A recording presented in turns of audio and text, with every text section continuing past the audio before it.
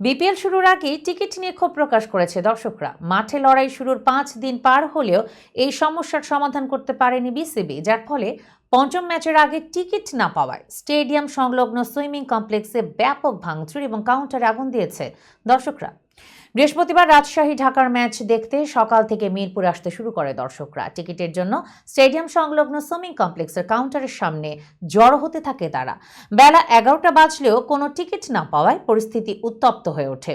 বেশ কয়েকবার কাউন্টারের সামনের বাঁশের ব্যারিকেড ভাঙার চেষ্টা করতে দেখা যায়, তবে 12টার দিকে বাঁশের ব্যারিকেড ভেঙে সুইমিং কমপ্লেক্সে ঢুকে পড়ে দর্শকরা। এ সময় সুইমিং কমপ্লেক্সে ভাঙচুর শুরু করে তারা। এছাড়াও টিকিট কাউন্টারের বুথে আগুন দেয় তারা। এরপর ফায়ার সার্ভিস এসে আগুন নিয়ন্ত্রণে আনে। এর আগে উদ্বোধনী দিনে টিকিট না পাওয়ায় মিরপুর স্টেডিয়ামের গেট ভেঙে ফেলেছিল এই দর্শকরাই। তারপর টিকিট ভোগান্তি কমাতে দর্শকদের কাছে 7 দিন সময় চেয়েছিলেন বিসিবি সভাপতি ফারুক আহমেদ।